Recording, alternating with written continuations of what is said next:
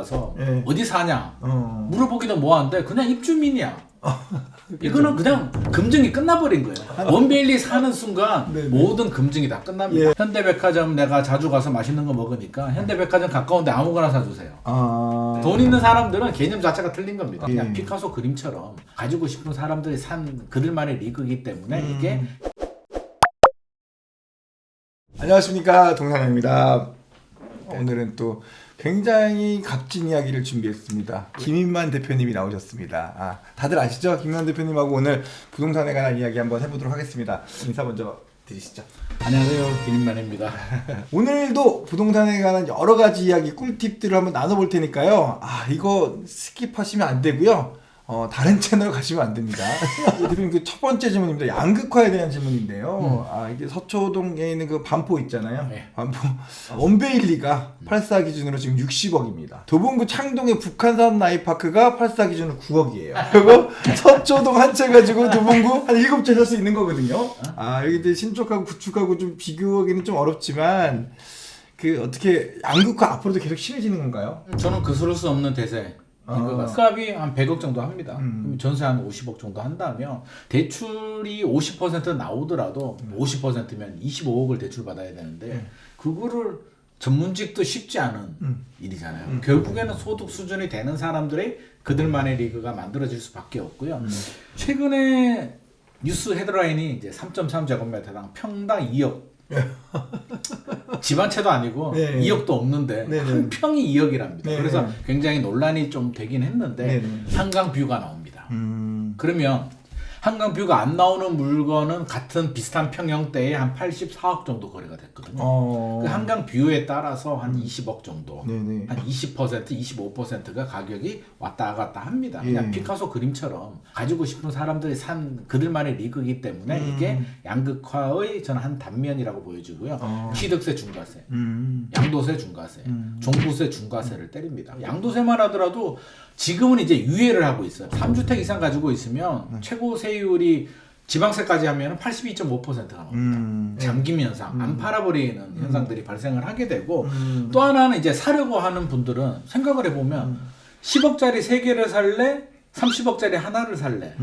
답은 나오잖아요. 네. 똘똘한 지역에 똘똘한 한 채 현상이 이제 강화되는데 윤석열 정부에서도 못 풀어줬어요. 실이 요즘 좀 분위기가 뜨끈뜨끈하다고 해서 잠실이요. 토지거래가고 네. 풀리는 것 네. 때문에 난리가 났더라고요. 네. 잠실이 어떤 지역이냐면 굉장히 좀 의미가 있는 지역이거든요. 네. 서초구 강남구는 한마디로 너무 잘났어. 뭐 종교인도 또는 뭐 코인이나 주식이나 이런 게 이제 뭐 운이든 실력이든 뭐 대박이 한번 터져서야 네, 가능한 네, 지역이고 네, 네, 네. 우리가 노력으로 내가 열심히 공부해서 좋은 대학교 나와서 아니면 뭐 의사, 변호사 전문직으로 해서 내 노력으로 갈 수 있는 지역 한 개가 잠실입니다. 그러니까 마용성, 잠실 뭐 이런데 마지막 마지노선이 잠실이에요. 네. 부부 의사가 노력을 해서 부모님 도움 안 받고 갈 수 있는 데까지가 잠실입니다. 서초구 강남구는 노력으로 갈 수가 없습니다. 근데 이 잠실이 지금 호가를 30억 부르고 있다는 건 성이 높아져도 너무 높아지고 있다라는 생각이 들고 이제 원베일리에 무슨 일이 생겼냐면 네네. 원결회라고 어머. 원베일리 결혼정보회사 협회가 만들어졌습니다. 예. 가입비 10만 원, 연회비 30만 원. 입주민만을 대상으로. 그렇죠. 어머. 예. 그러면 우리 옛날에 그랬잖아요. 너희 아버지 뭐 하시노? 그게 굉장히 중요하잖아요. 영화 친구에서. 아버지 뭐 하시노? 네. 사업합니다. 네. 돈 좀 있습니다. 그러면 이제 선생님 표정이 갑자기 바뀌죠. 자, 들어가. 너 아버지 뭐 하시노? 네. 그냥 뭐 그런데요. 한 대 팍 맞잖아요. 네. 그러니까 너 아버지 뭐 하시노가 이제 아파트로 가서 네. 어디 사냐? 물어보기도 뭐한데 그냥 입주민이야. 이거는 그냥 금증이 끝나버린 거예요. 원베일리 사는 순간 네네. 모든 금증이 다 끝납니다. 예. 원베일리 사는데 지금이 못 필요해. 그냥 그러니까요. 그만한 능력이 된다는 얘기인데 저 전세 살아요. 전세 살아도 원베일리야. 예. 돈이 얼마야. 이거는 전문직들도 가기 힘든 곳인데 그렇죠. 저는 생각보다 충격이 회원이 350명이나 된다고 합니다. 그리고 더 놀라운 건 이제 새를 키우기 시작했어요. 주변에 레미안 포스티지, 어. 아크로 리버파크가 연합이 돼서 예. 야 우리도 야 비슷하잖아. 예. 우리도 급이 괜찮으니까 예. 같이 좀 하자. 니들도 들어와라고 어. 해서 덩치가 커지고 있다고 합니다. 네. 결혼정보회사들이 굉장히 긴장해야 돼요. 왜냐면 그러네요. 결혼정보회사에 뭐 여러 가지 막 해야 되잖아요. 예. 이거는 그냥 아파트에 등록만 하면 예. 모든 금증이 끝나버리니까 아. 이게 양극화, 초양극화의 한 단면이 아닐까. 그렇군요. 네. 제 사실 이어지는 질문으로 이제 노도강 같은데 투자하면 안 되는 거냐 물어보고 싶었는데 네. 말씀을 들어보니까 이미 답이 나와 있는 거 아닌가요? 그렇지 않습니다. 아, 능력 되는 분들은 사는 거고요. 네, 네. 통계적으로는 서울과 지방의 양극화를 보면 상위 20%, 서울의 상균 가격이 27억 원 정도 됩니다. 그래서 양극화가 이게 사상 최고의 통계 작성하고 가장 많이 벌어졌고요. 그러니까 이게 이제 양극화는 진행 중인데 앞서서 말씀하신 것처럼 그러면 핵심 지역 상위 20% 소위 말해서 강남 3구, 용산구는 계속 가느냐? 제가 볼 때는 계속 갑니다. 양극화가 뭐냐면 네네. 쫓아가려고 해도 능력이 안 되는 분들은요 60억 대출을 감당할 수 있는 능력?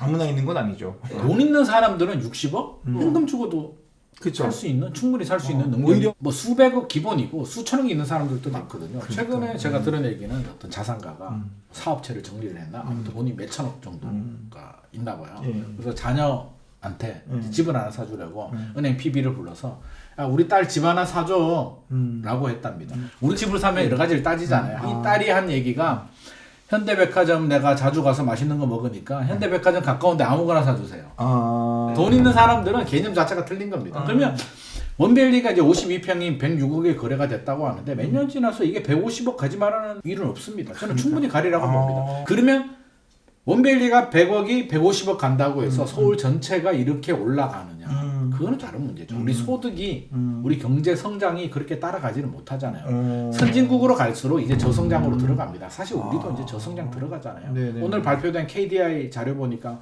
우리나라 경제 성장률 전망을 더 내렸더라고요. 1.6%로 내렸습니다. 그러면 이제 저성장이기 때문에 소득 격차는 더 벌어집니다. 네. 부자들은 뭐 경제 성장률 상관없잖아요. 네. 있는 사업체도 잘 되고 뭐 건물도 뭐 땅값 올라가고 월세 들어오고 그러니까 이제 점점 벌어져서 기본소 그러니까 모두가 잘 사는 세상은 쉽지 않다. 네네네. 소득이 다른 사람들보다 높지 않다는 거지. 네네. 그렇기 때문에 어느 정도 소득은 되는데 자산 소득에서 차이가 나거든요. 그래서 상위 20%는 계속 치고 올라간다. 예. 하지만 나머지는 빨리 올라가기는 쉽지 않을 거다라고 생각을 합니다. 이제 또 다른 질문.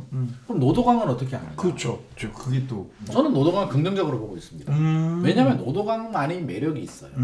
왜냐하면 자 강남은 신고가가 나오죠. 네네. 초자산가가 아니고 아까 잠실에 제가 호가 이제 30억이라고 했는데 전용 84가 그거 살 수 있을까요? 못 사죠. 부동산을 아는 사람들은 쉽게 못 들어갑니다. 2012년 11년도에 잠실 엘스가 7억 8억 정도 8억 몇천에 거래가 됐잖아요.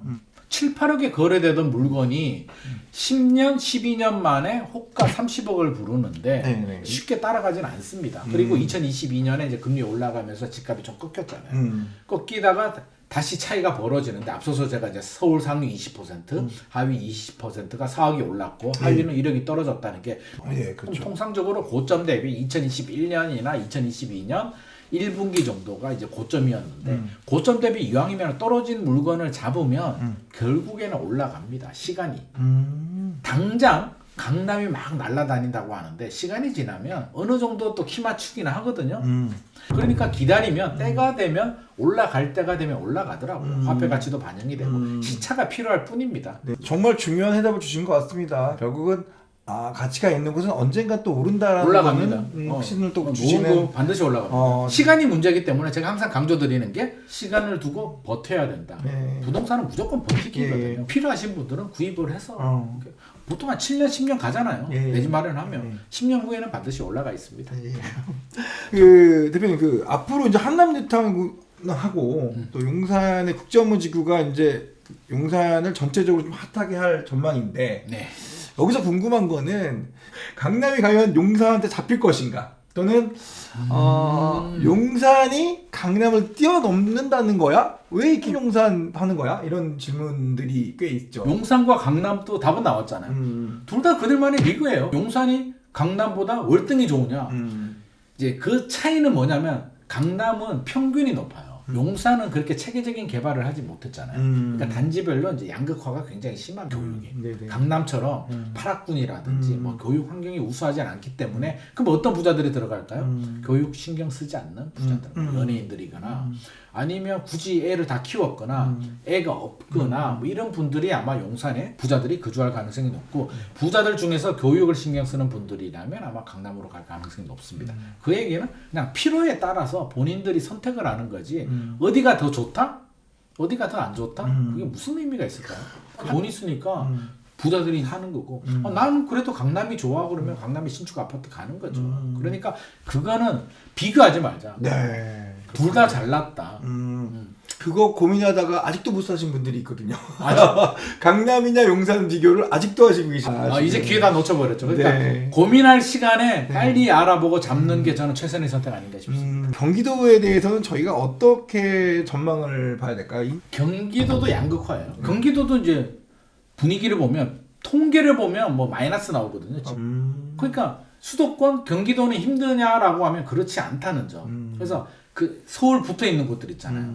광명은 지금 입주 물량이 좀 많아요. 과천은 뭐 중강남권이니까 날라다니고 과천, 분당, 판교 이런 지역들은 이제 뭐 저는 서울의 한 구 정도로 이제 인정을 해줘야 된다라는 생각이고요. 인천 같은 경우 아까 인천 말씀하셨으니까 인천은 어떤 특징을 보이냐면 2017년 안 올라, 2018년도 안 올라, 2019년도 안 올라.